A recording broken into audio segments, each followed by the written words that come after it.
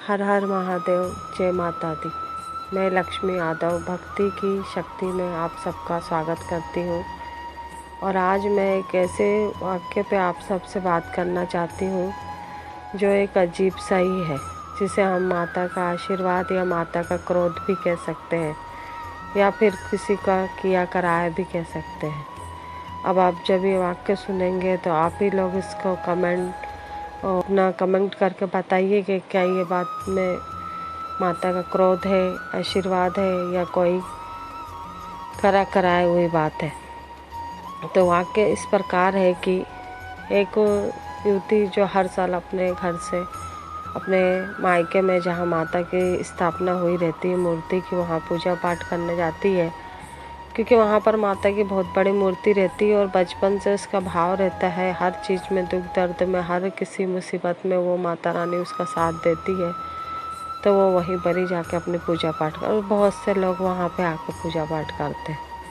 तो अब जब वो वहाँ पे कलश स्थापना करने के लिए जाती है तो वहाँ पे जो उसकी बहन रहती है पहले से ही, तो वो वहीं पर ही पास ही में रहती है, इसलिए वो वहाँ पे ज़्यादा देखभाल करती है मंदिर की, माता रानी की।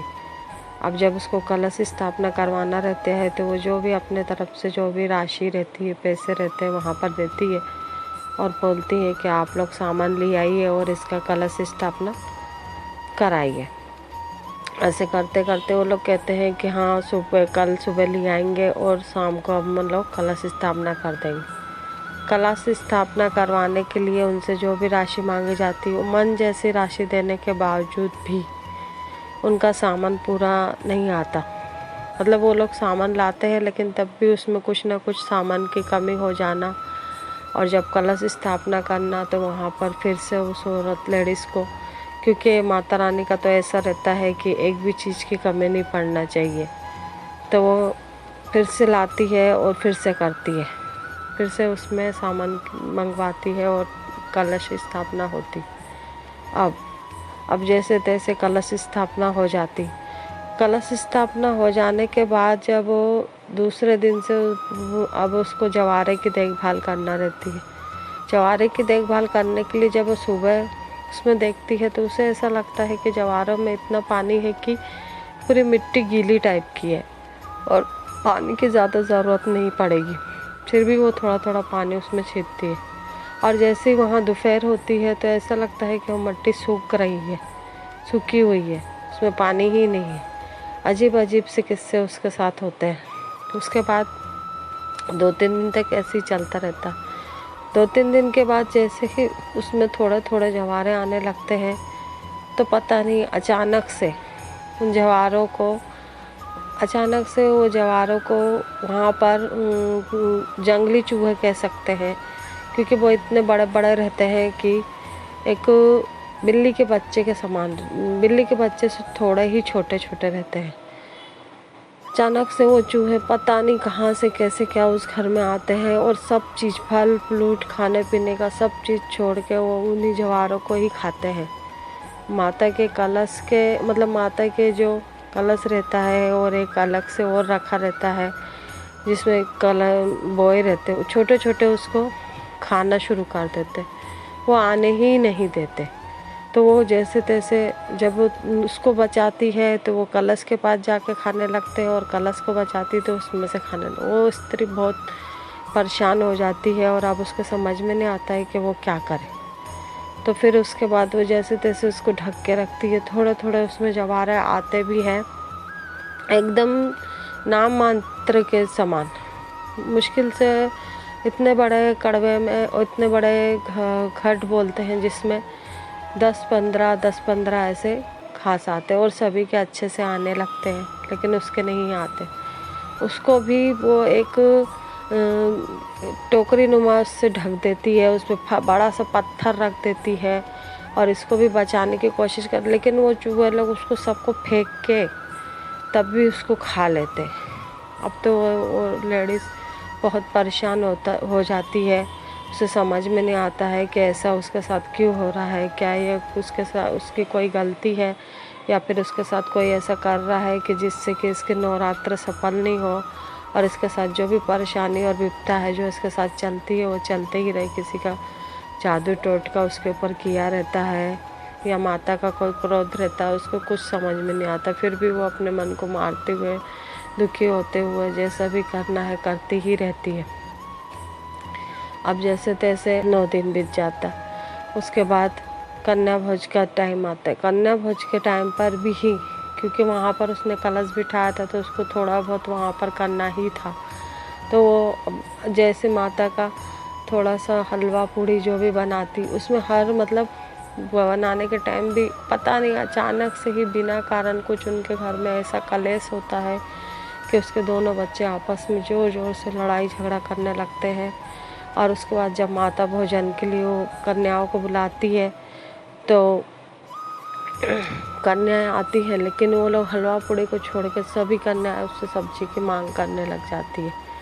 और जैसे तैसे फिर वो सबके हाथ पैर जोड़ के उन कन्याओं को भोग लगाती है। अब भोग तो लग जाता है। उसके बाद जब फिर से नौमी हो जाती है, उसके बाद जब जवारे विसर्जन का टाइम आता है, पहले तो वो यही सोचती कि वो अपने जवारों को, जो माता की मूर्ति बिठी हुई है बाहर, वहीं पे ले जाएगी और धूमधाम से माता के जवारे विसर्जन कराएगी। लेकिन क्योंकि उसके जवारे और उसके कलश में मुश्किल से ही 10-15 भी घास ऐसे नज़र नहीं आते और उसको कहीं ना कहीं मन में बहुत ही घुटन सी महसूस होने लगती कि आखिर ऐसा मेरे साथ क्यों हुआ, मैं किसको किसको क्या क्या जवाब दूंगी कि आखिर ये जवारा ऐसे क्यों हुआ है। तो फिर उसके बाद जब वो अपने पति से बोल के उसको दशहरे वाले दिन उसको वैसे ही ठंडा करवा देती।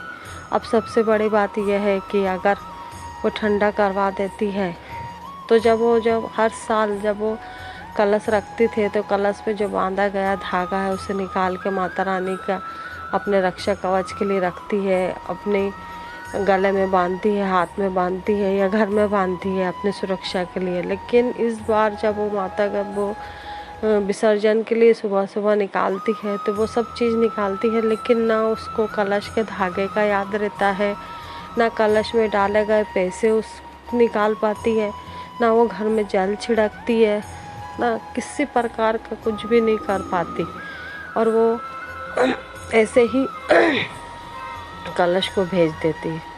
एक अजीब सा ही वाक़या उसके साथ इस बार हुआ रहता है। और जब वो ये सब हो जाता है उसके बाद माता रानी की मूर्ति का विसर्जन हो जाता है और सबके कलश भी ठंडे हो जाते हैं। तो आज मैं आप लोगों के सामने यही किस्सा इसलिए सुनाना चाहती थी कि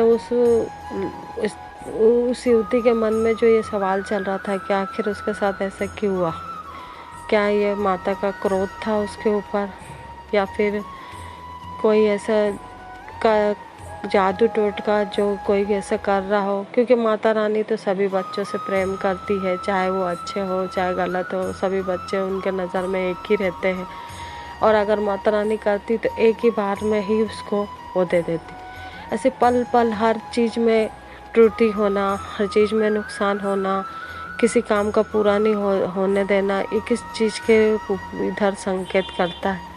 आज मेरा किसी भी कहानी को सुनाने के लिए मन नहीं कर रहा था। जब से मैंने ये वाक्य सुना था तो मैं ये सब आप लोगों के सामने शेयर करना चाहती थी और मैं चाहती थी कि आप लोग कमेंट करके बताएं कि जो उसके साथ हुआ है वो क्या वो माता रानी का क्रोध था या फिर उसके साथ किसी का किया कराया था। क्या उसको आगे अपनी व्यवस्था करना चाहिए, अपना जो भी है अपना बचाव करना चाहिए या उसको झाड़ फूँक के दिखाना चाहिए किसी के पास, आखिर ये क्या था। अगर मेरे इस वाक्य में आपको कुछ भी सही गलत लगा तो आप इसके बारे में सही गलत कमेंट करके बताइए और प्लीज़ मेरे चैनल को लाइक शेयर सब्सक्राइब कीजिए ताकि मैं माता रानी के और भगवान की नई नई जो भी कहानी कथाएँ आप लोगों के साथ सुनाऊं और मुझे ये करने के लिए सही मतलब उत्साह मिले। अगर आप लोग लाइक शेयर नहीं करते हैं, कमेंटमेंट नहीं करते हैं तो धीरे धीरे मेरा चैनल कम होते जा रहा है व्यूवर्स, इसमें कोई भी इसको देखते नहीं है, तो इसीलिए आप लोग मेरा सपोर्ट कीजिए। धन्यवाद। राधे।